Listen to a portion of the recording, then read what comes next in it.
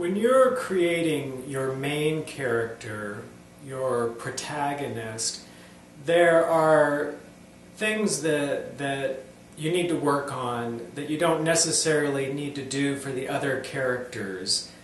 On one hand, you need to develop the main character or main characters a lot more than the other characters. You could have, as an example, a monster that shows up in your story who has absolutely no personality, no history, no inner life at all. They're just there for a very short time, and you need to do very little character development for that character. But with your main character, because you want the viewer to live inside that character, to identify with that character, to know the story through that character, it needs to be as full a character as possible. And on the other hand, as writers, we get a feeling towards the main character that they are flat a lot more than the other characters. That monster, while we're writing it, we never self-critique, oh, that character is too one-dimensional, because we know that it's going to be involved in the story for 2 seconds maximum. But with the main character or characters, a lot of writers have a tendency to be a lot more critical about how flat that character is, because while writing the story, they know how important it is to have a very full character. It's important not to expect the main character to be completely worked out and conceived of at the beginning. The main character is going to be developed during the whole process of developing the story. And the main character should be at least 3 times more real, more three-dimensional than all the other characters. And that will take time. And the development of that particular character will not finish until pretty much around the time that the whole story itself is finished. It's always a good idea to have writing projects outside of the stories.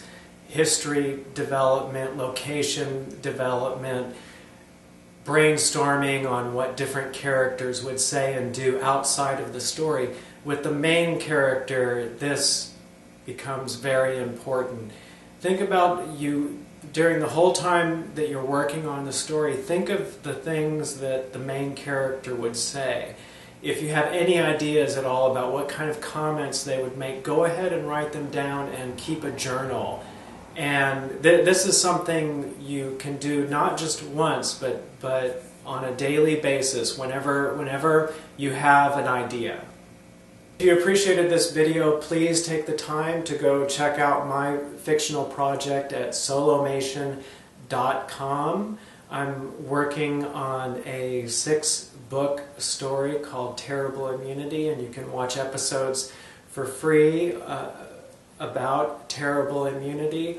Also, please remember to hit the like button and subscribe and leave a comment.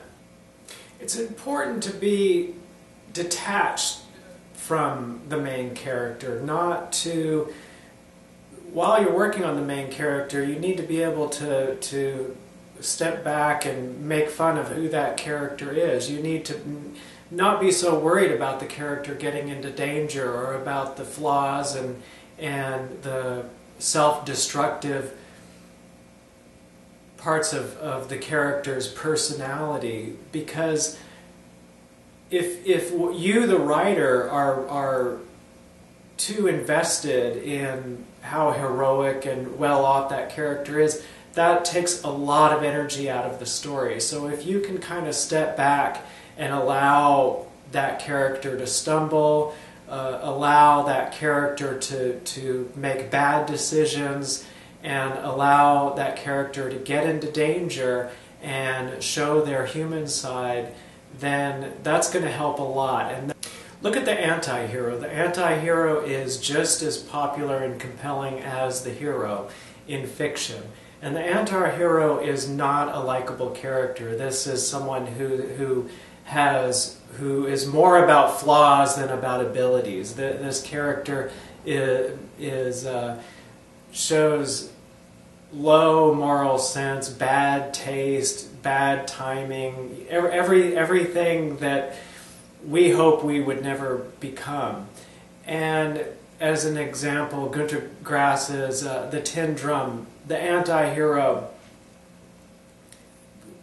is driven through this incredibly compelling story, and everything about him does not command respect, and yet an incredibly effective character. More than any other character in your story, your main character should be a product of that story.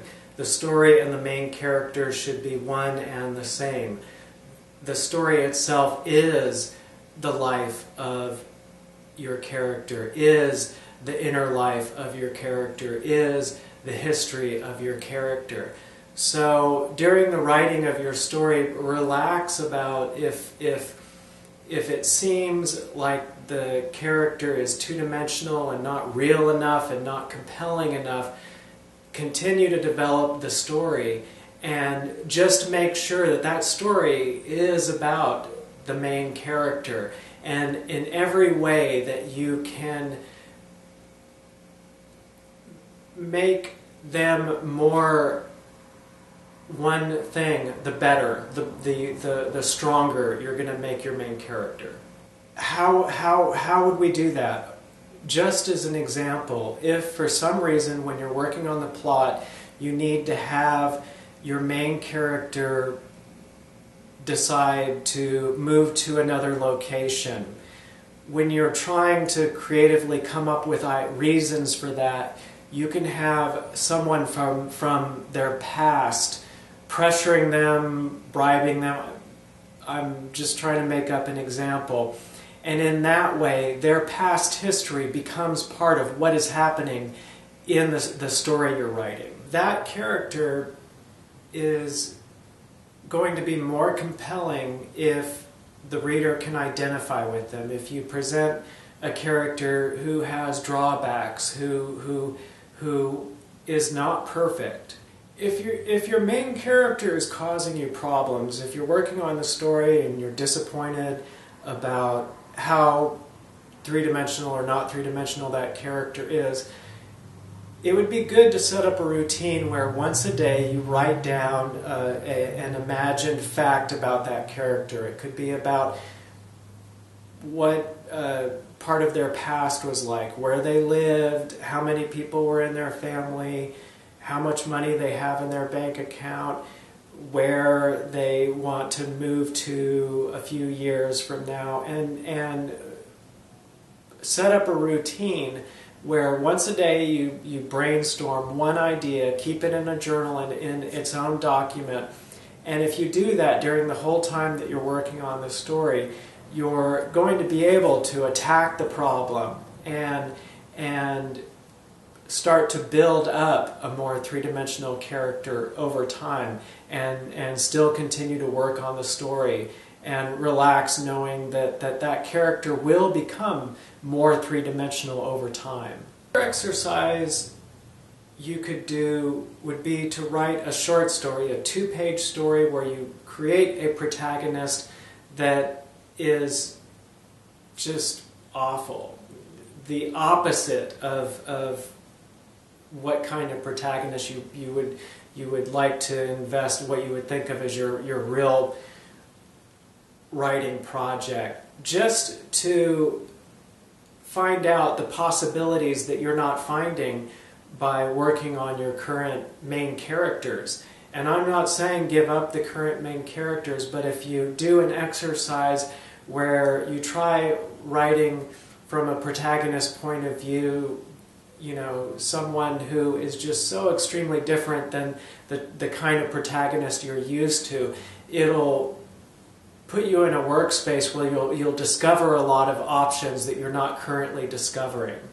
Hope that was helpful. I hope your writing goes wonderful. And again, please hit the like button, subscribe, leave a comment, and I hope you have a good day.